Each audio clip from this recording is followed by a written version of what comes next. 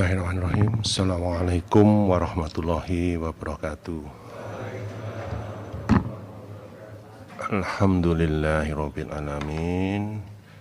Allahumma sholli ala Muhammad wa ala ali Muhammad kama shallaita ala Ibrahim wa ala ali Ibrahim wa barik ala Muhammad wa ala ali Muhammad kama barakta ala Ibrahim wa ala ali Ibrahim innaka Hamidum Majid. La haula wala quwata illa billahil aliyil azim. Amma ba'du. Alhamdulillah, selalu kita panjatkan puji syukur kehadirat Allah Subhanahu wa taala bahwasanya pagi hari ini kita semua bisa menjalankan ibadah sholat subuh berjamaah, dan insya Allah kita akan menjalankan puasa Ramadan sampai di pertengahan Ramadan kali ini.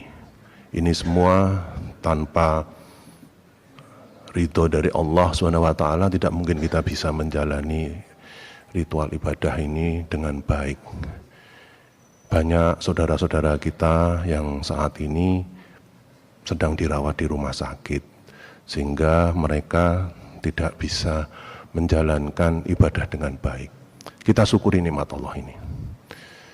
Luar biasa Allah memberi amanah tubuh ini.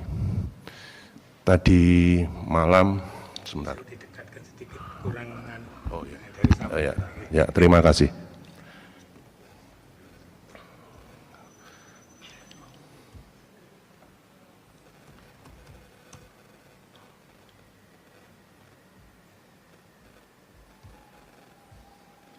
Disiapkan.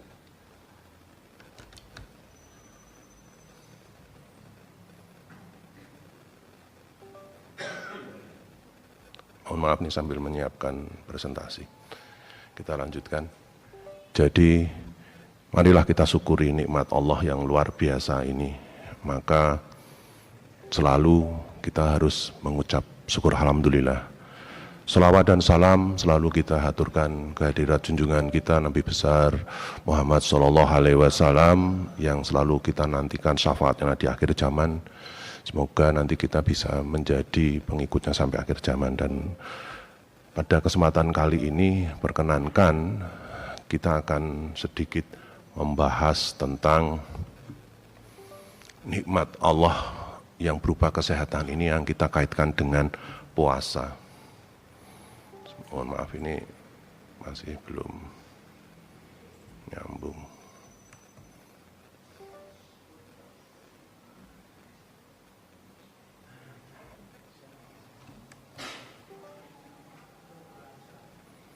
Belum mau nyambung ini. Boleh pakai kabel kalau nyampe.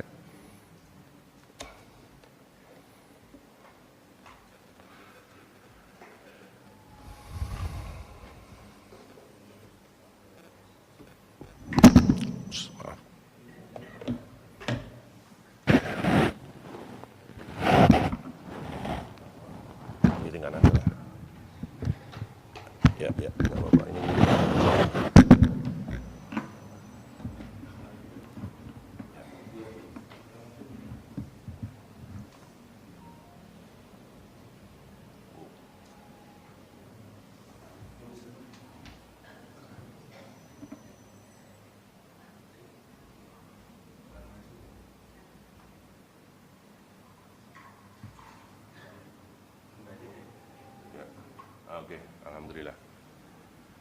Baik.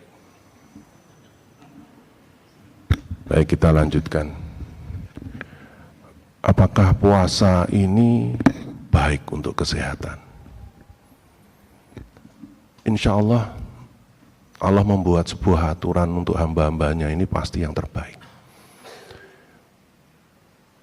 Di Al-Baqarah ayat 184 di akhirnya dikatakan wa anta sumu khairul lakum in kuntum ta'lamun. In kuntum ta'lamun. Artinya apa? Berpuasa itu lebih baik bagi yang mengetahui. Ada orang yang sakit lambung, dok nggak kuat puasa. Harusnya puasa itu menyehatkan. Allah tidak pernah membuat sebuah aturan yang akan membuat seorang hamba-hambanya ini kesusahan kalau mengetahuinya. Mengapa? Karena puasa ini luar biasa.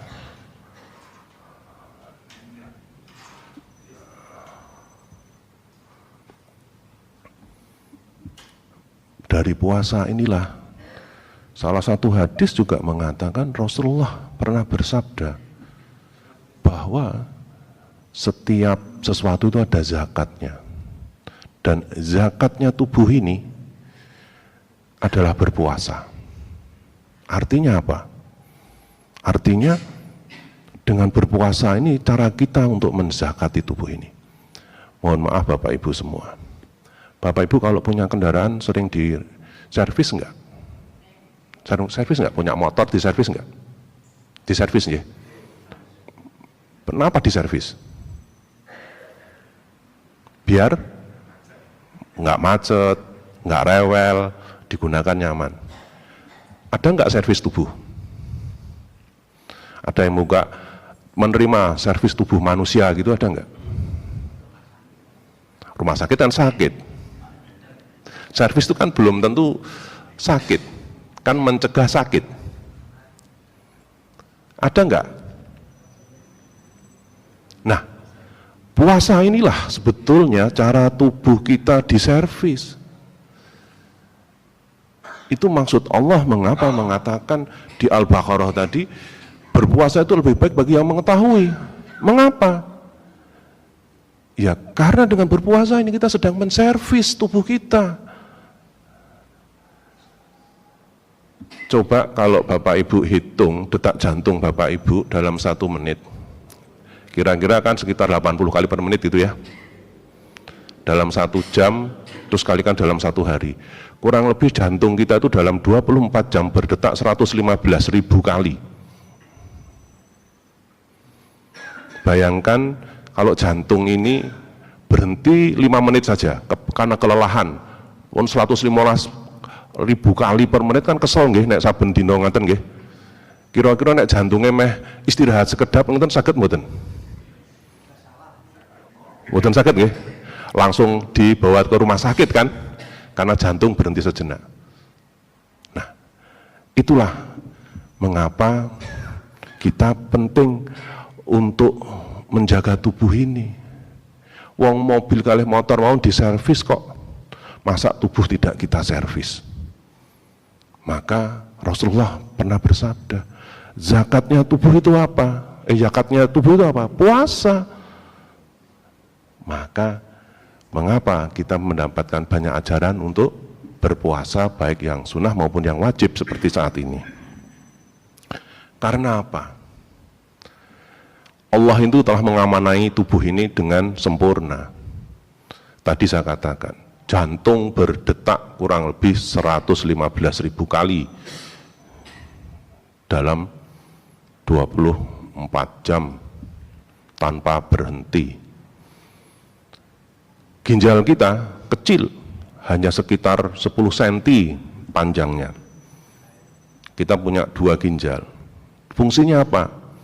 Menyaring darah kita. Yang masuk ke ginjal itu pembuluh darah, tidak ada saluran pencernaan yang masuk ke sana. Dalam 24 jam ginjal kita itu hampir kurang lebih 6.000 liter yang harus dicuci oleh ginjal. Kalau mencucinya rusak gimana? Ya buang sampahnya terbengkelai. Bayangkan kalau di daerah Sri Mulyo ini pembuangan sampahnya tidak berjalan lancar, sampah numpuk, kira-kira yang punya rumah merasa terganggu enggak? Terganggu nggih. Lah nek ginjal kita terganggu untuk membuang sampah, sampah akan numpuk di tubuh. Maka kita harus jaga tubuh ini karena Allah mengamanai tubuh ini untuk dijaga, bukan untuk dirusak. Jadi caranya bagaimana? Nah, karena tubuh yang titipan ilahi ini sebetulnya bukan hak kita, kita hanya punya hak untuk menservisnya saja agar tubuh ini awet, betul, awet, sehat, baik, bisa berfungsi. Fungsinya untuk apa? Agar kita bisa beribadah. Karena tugas kita sebagai hamba Allah di dunia ini untuk beribadah.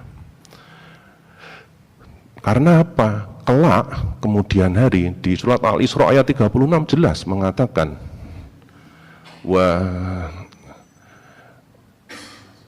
bahwa pendengaran, penglihatan dan hati semuanya nih besok kelak di kemudian hari akan dimintai pertanggungjawabannya. Jadi kalau kita ini selalu mendolimi tubuh, luar biasa. Nanti kelak ada yang lapor saat di yaumil akhir sana. Maka jangan dolimi tubuh ini. Kita jaga tubuh ini. Karena ada pertanggungjawaban yang harus kita lakukan kelak di kemudian hari. Itulah mengapa kita perlu untuk menjaga kesehatan ini. Rasulullah juga pernah berkata bahwa kaki tidak akan bergeser sebelum ditanya tentang tubuh untuk apa digunakan. Artinya, di sini juga jelas semua bagian tubuh kita akan ditanya oleh Sang Penciptanya dan akan laporan. Gula darah di atas 170 itu dinding pembuluh darah menangis. Mengapa? Tersayat-sayat oleh gula darah tadi. Jangan ada yang bangga gula darah saya 240, saya nggak ada masalah apa-apa. Ada yang menangis di tubuh ini. Siapa? Pembuluh darah kita. Gula darah di atas 170, dinding pembuluh darah disayat-sayat. Kalau kita bisa mendengar, kita akan sedih karena tubuh kita menangis. Ada yang terendolimi di sana. Pemicu gula darah itu apa sih? Ya hanya satu, makanan. Hawa nafsu kita terhadap makanan. Bagaimana kita bisa menjaga hawa nafsu ini agar tidak berlebihan? Sehingga kesehatan ini, menjaga kesehatan itu adalah ibadah. Karena kita menjaga amanah dari Allah. Kita menjaga tubuh ini agar tetap sehat. Kalau kita menyakiti tubuh ini, berarti kita mengkhianati amanah yang diberikan Allah kita untuk menservis tubuh ini. Sehingga tadi, mengapa puasa ini menjadi penting? Karena puasa itu secara ilmiah, secara ilmu kedokteran, itu bukan hanya sekedar menahan lapar saja. Kalau kita benar-benar menjalankan ibadah puasa seperti apa yang Rasulullah lakukan, insya Allah ini adalah mekanisme yang dirancang oleh Allah SWT kepada hambanya untuk merestorasi sistem tubuh ini. Tadi saya katakan, servisnya tubuh adalah puasa. Karena baik secara psikologik maupun secara biologik itu alhamdulillah dengan berpuasa ini terjadi perbaikan. Maka sering-seringlah kita nanti berpuasa. Ada 3 hal yang akan terjadi saat kita berpuasa. Yang pertama jelas, kalau kita berpuasanya meniatkan diri ini untuk ibadah, kita bisa menahan amarah kita bisa menahan emosi kita, insya Allah ini akan menciptakan ketenangan batin. Ini akan menjadi muraqabah secara total untuk tubuh kita. Mengapa? Dengan seperti itu hormon stres kita turun.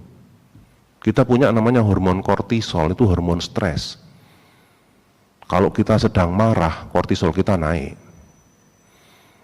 Kalau Bapak Ibu sedang beradu argumen dengan keras, itu hormon kortisol naik.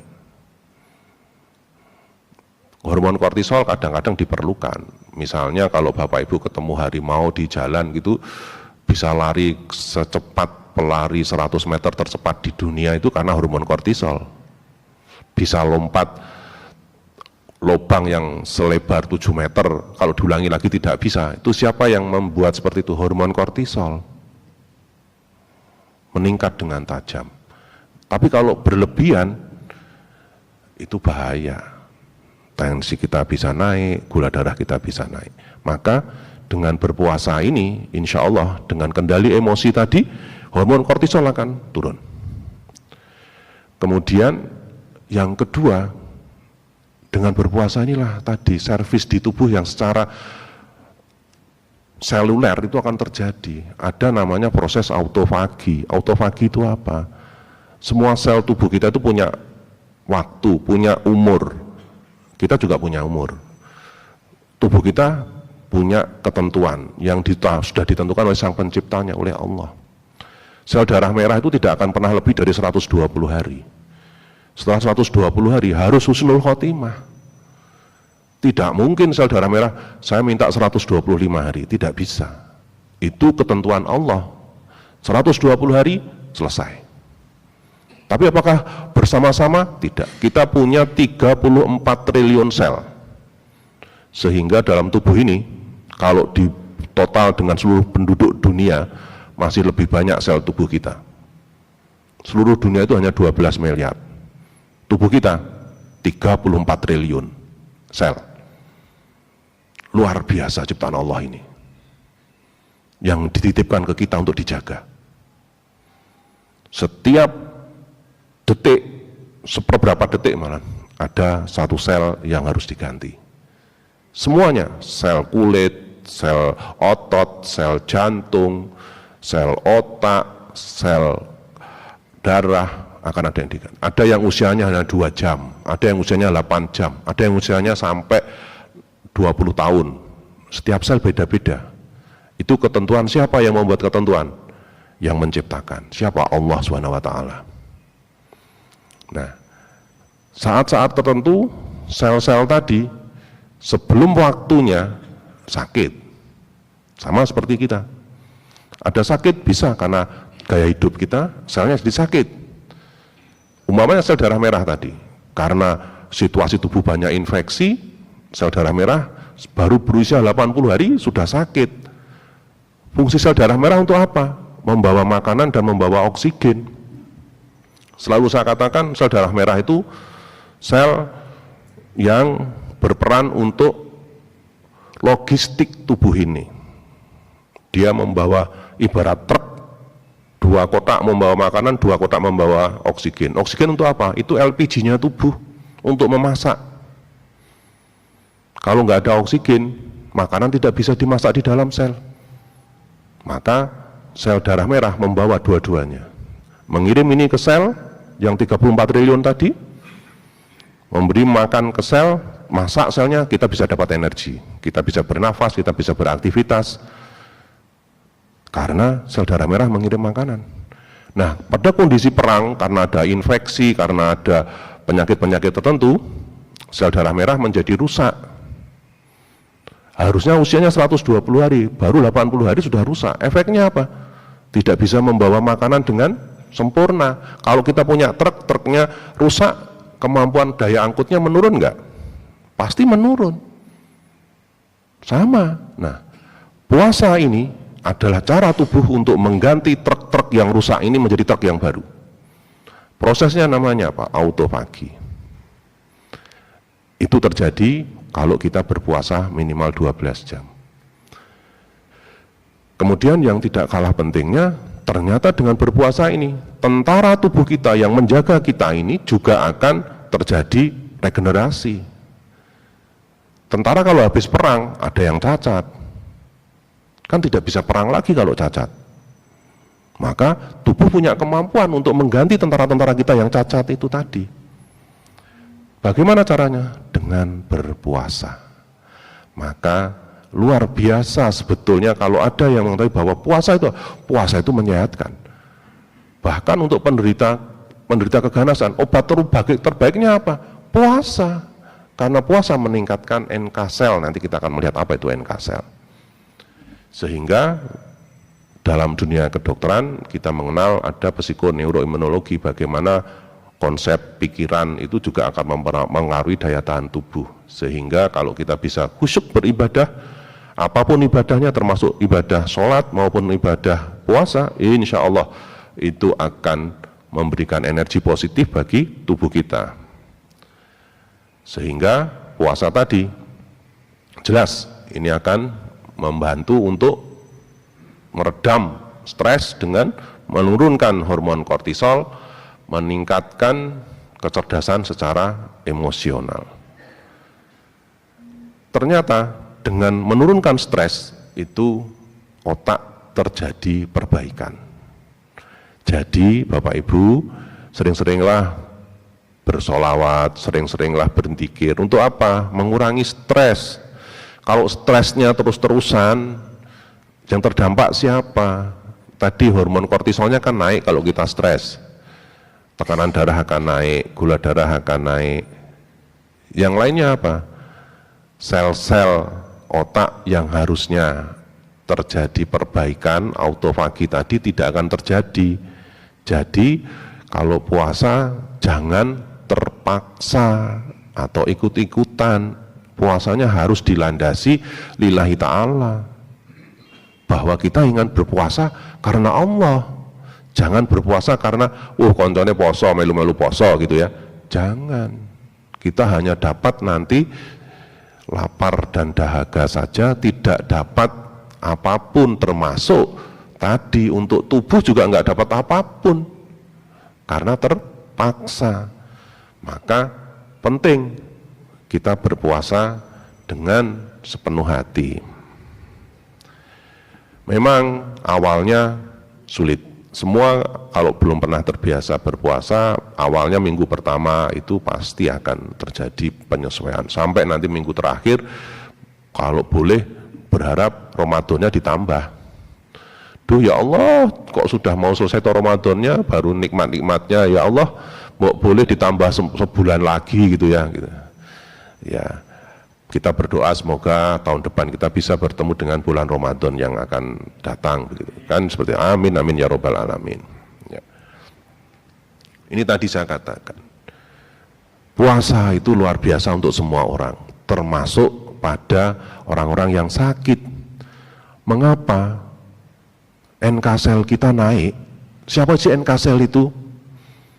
Sel tentara tubuh kita. Nanti kita akan melihat tentara tubuh kita itu ada banyak. Allah itu menciptakan sungguh sangat luar biasa. Dari intelijen kita punya, pasukan khusus kita punya, tubuh ini luar biasa. Nah, saat kita berpuasa, NK sel kita naik. NK sel ini yang akan memburu sel-sel abnormal yang berusaha pisah dari tubuh. Siapa itu? Sel kanker. Sel kanker itu siapa sih? Sel tubuh kita sendiri yang berubah. Misalnya nih Sleman oleh Jakarta diplekoto terus itu ibaratnya, diberi dindolimi terus gitu. Kira-kira rakyat Sleman bisa kepingin pisah dari Indonesia enggak? Itu yang terjadi pada sel kanker. Sel normal tubuh kita dolimi terus menerus, suatu saat dia akan berubah melawan tubuh ini. Itulah sel kanker. Maka saya sebut sebagai sel yang abnormal. Nah, siapa yang berhak menangani ini? Tentara tubuh kita yang namanya natural killer cell atau NK cell. Itu diciptakan Allah untuk menjaga kita. Kapan dia aktif? Kalau kita berpuasa. Dia naik 30%. Maka sering-seringlah kita berpuasa. Saat kita puasa, insya Allah lambung kita beristirahat. Tadi jantung 115.000 kali dalam 24 jam. Sekarang kalau lambung fungsinya untuk apa? Itu dapurnya tubuh. Apapun yang kita makan, kita mau makan nasi, kita mau makan daging, kita mau makan sayur, keluar dari lambung itu bentuknya sudah seperti air aqua. Kok bisa? Ini ciptaannya Allah. Jangan bayangkan yang keluar dari lambung itu masih seperti apa yang kita kunyah. Sudah berbeda sama sekali.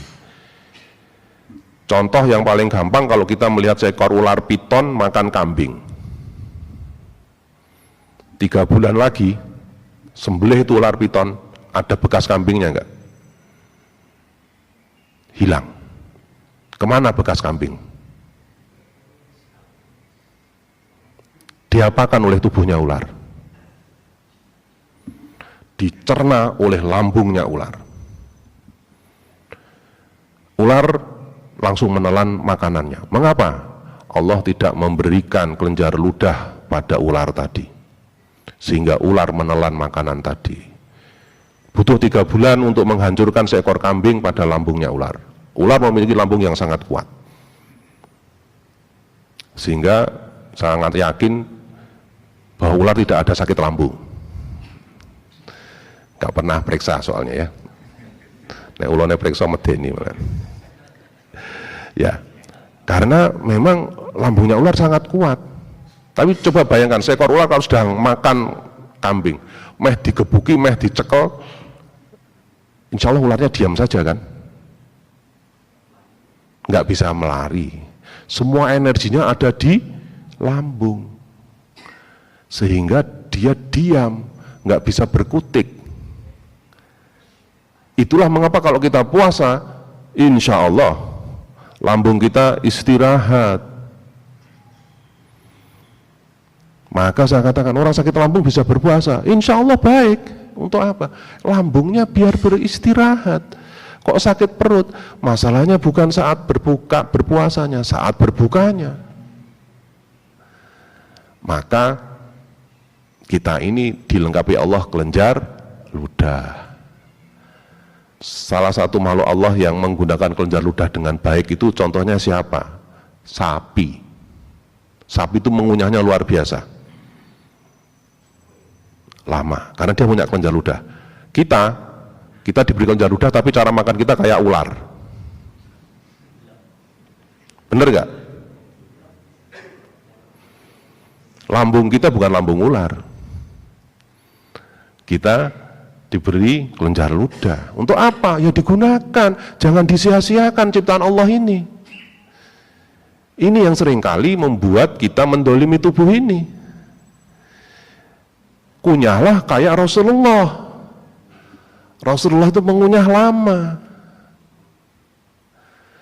Jangan kita menyia-nyiakan kelenjar ludah ini. Biasakan mengunyah yang lama. Insya Allah itu sehat.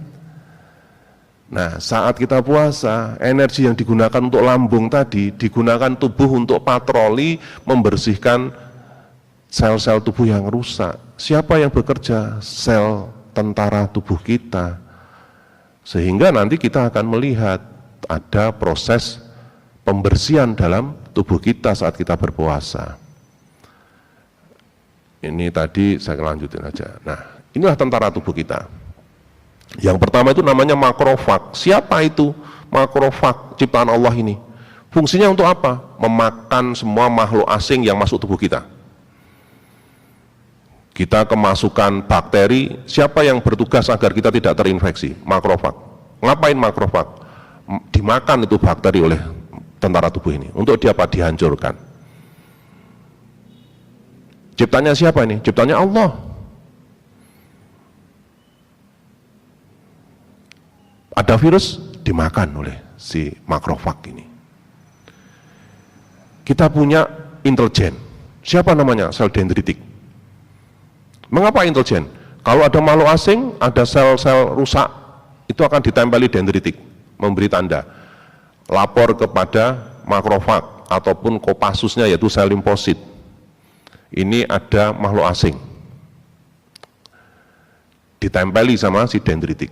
Dendritik akan memberi sinyal. Efeknya makrofag jadi tahu, oh itu penjahat, itu harus dieliminasi, dimakan oleh makrofag. Makrofag tidak mampu, oke, tugasnya kopasus tubuh kita namanya sel limfosit. Ngapain sel limfosit? Nempel ke bakteri tadi, dibor dinding bakteri tadi, keluarin enzim, ledakan. Luar biasanya tubuh ini. Kalau dijaga. Kalau tidak dijaga, ya tentara tubuh kita seperti negara yang tidak diatur. Kira-kira nek negarane kacau balau, mudah diserang tidak? Nah iya. Maka kalau kita tidak mengatur tubuh ini, tidak menjaga tubuh ini, kita mudah terserang infeksi, mudah terserang penyakit. Inilah pasukan khusus kita, namanya limfosit T dan limfosit B. Limfosit T itu Kopassus, menghancur. Dia bisa nempel, hancurkan, tempel, hancurkan. Jika makrofagnya gagal. Sistem tubuh kita itu berjenjang. Pertahanan pertama makrofag, gagal, limfosit turun. Hebatnya sistem pertahanan tubuh kita.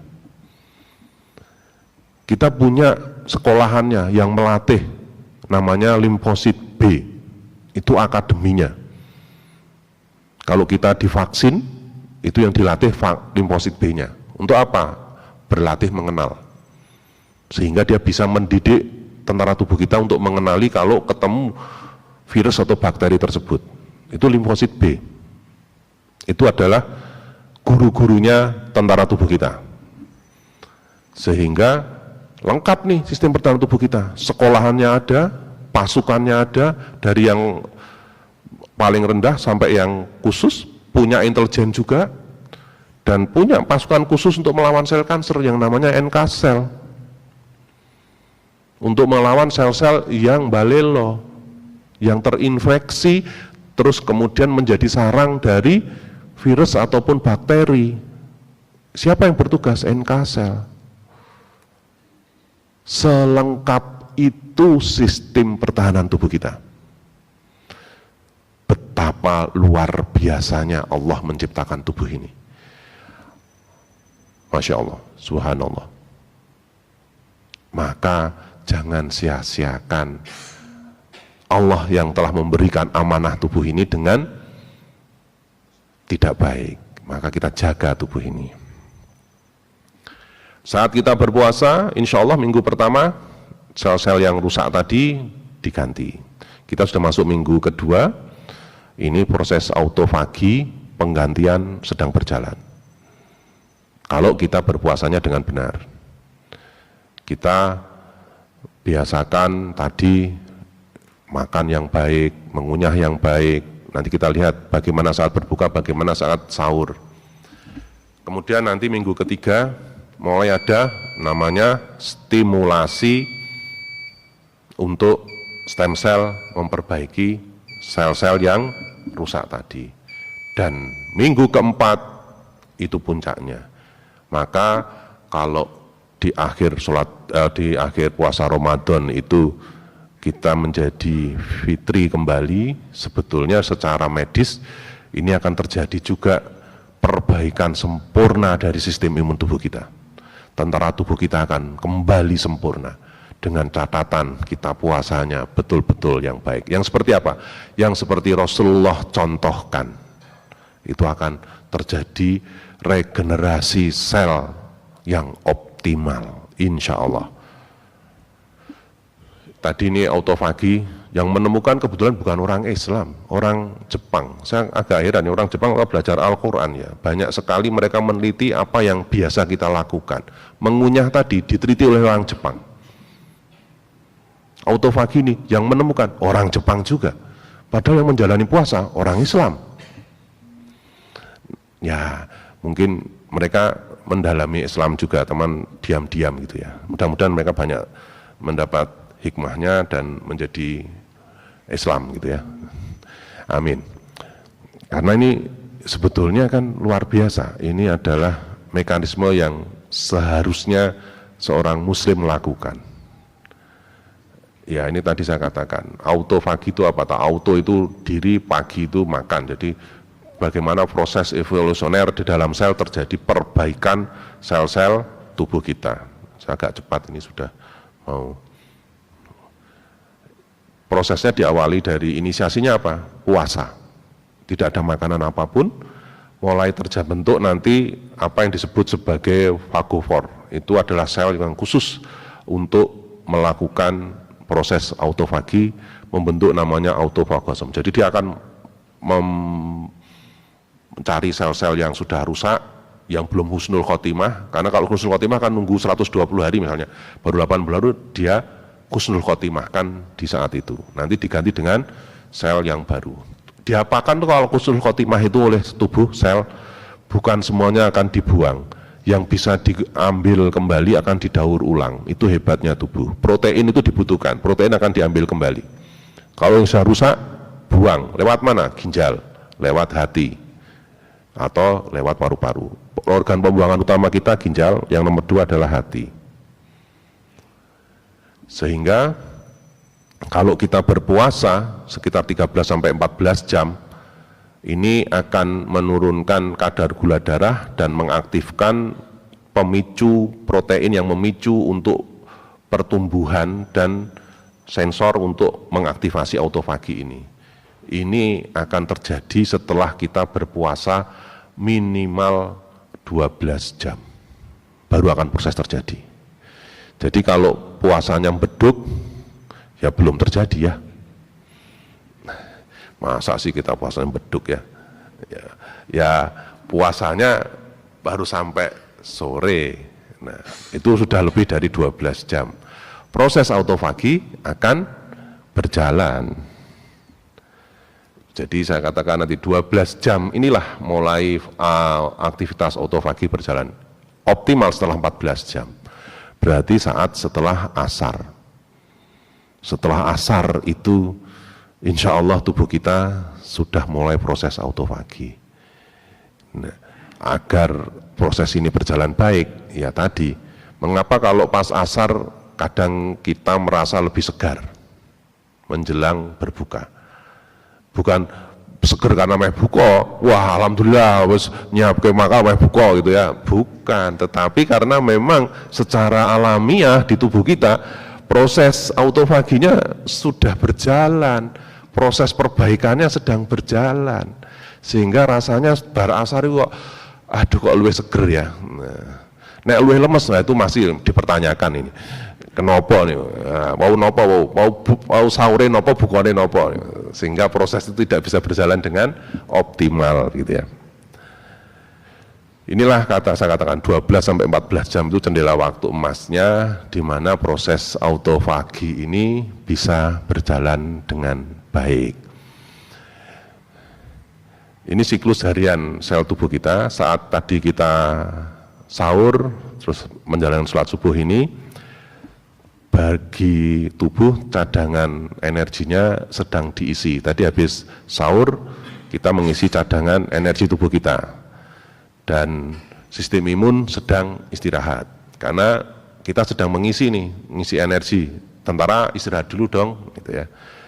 Kemudian nanti menjelang siang energinya akan beralih karena lambung sudah tidak bekerja, selesai 2-3 jam selesai lambung mengolah makanan, usus halus totali dalam 8 jam selesai.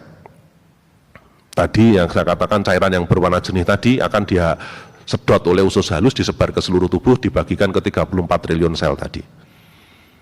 Dalam 8 jam selesai. Saat itulah mulai kita energi untuk lambung sudah tidak ada. Maka tadi saya katakan 12 jam sampai 14 jam. Karena 8 jam lambung masih bekerja. Maaf, usus sistem pencernaan masih bekerja, terutama usus halus. Lambung hanya sekitar 2 jam bekerjanya. Sore hari tadi mulai habis, maka energinya yang tidak digunakan untuk lambung digunakan tubuh untuk sel pertahanan tubuh kita. Dan saat nanti berbuka, nutrisi baru akan masuk. Itu terus berulang, sehingga ini tadi saya katakan, servisnya tubuh adalah puasa. Karena kita bisa mengaktifasi banyak sel untuk melakukan restorasi. Sehingga dampaknya kita akan lebih punya imunitas, punya neuroproteksi terhadap otak, kita lebih kuat, kita bisa mencegah demensia atau pikun, dan bisa memperbaiki sel-sel untuk terjadi regenerasi. Ini penuaan itu bukan penuaan untuk usia ya, tapi penuaan sel. Karena bisa jadi orangnya usianya 70 tahun, tapi selnya masih berusia 30 tahun. Kok bisa? Tadi, cara hidupnya baik. Dia menjaga amanah Allah ini dengan baik. Ini saya kira, ya, caranya gimana? Ya, salah satunya adalah tadi cara memberikan makanan pada tubuh ini. Kalau kita sahur tadi, yang terbaik kita menggunakan protein. Mengapa? Karena protein digunakan tubuh untuk membangun sel. Ibaratnya protein tadi bahan bangunan yang dipakai tubuh untuk membangun sebuah rumah. Kan tadi saat kita sahur, setelah itu siangnya kan ada pembangunan karena ada autofagi. Butuh apa? Protein. Maka kita sediakan saat kapan? Saat sahur. Maka kalau sahur paling bagus pakai apa? Putih telur itu bagus, tanpa kuning. Ikan itu bagus tapi jangan digoreng, proteinnya hancur. Susu kedelai bagus, karena itu protein semua. Nah, pada saat berbuka hati-hati. Sunnahnya Rasulullah itu kalau kita berbuka cukup dengan 3 butir kurma dan segelas air putih. Bukan es teh, bukan es buah, bukan kolak. Seger itu hanya di mulut. Sampai di lambung, lambung bingung. Mengapa? Karena lambung harus menyediakan makanan bagi usus halus. Bayangkan kalau ibu seharian tidak masak, kemudian dibrui masakan 1 sekintal gitu. Pegel mboten? Pegel nggih. Lambung yang iso ngomong pegel. Mengapa? Semua makanan tadi keluar dari lambung suhunya harus 37 derajat. Kalau es, betapa beratnya lambung menghangatkan es tadi. Seger niku mung teng 20 cm niki tok. Mlebet teng mriko lambungnya waduh. Sambat, nah untuk sambat lambung itu. Ning kita nggak bisa mendengar nggih. Nggak mendengar sambatnya lambung. Mau mengke efeknya apa? Mules, nyeri perut, mual. Niku cara lambung ngei tondo. Diare lah, niku cara usus halus ngei tondo. Karena itu semua tanda dari tubuh. Maka tadi ya, hindari yang berat, gorengan, santen, hati-hati, nggih. Ya. Sehingga saya berharap Ramadan ini adalah acara kita untuk bengkel tahunan bagi tubuh ini, sehingga selain kita mendapat penyucian jiwa dan dosa, kita juga akan membersihkan raga ini, menservis tubuh ini. Insya Allah kita menjadi lebih sehat lagi di akhir Ramadan nanti. Allahumma amin. Marilah kita rawat amanah Allah ini berupa tubuh ini.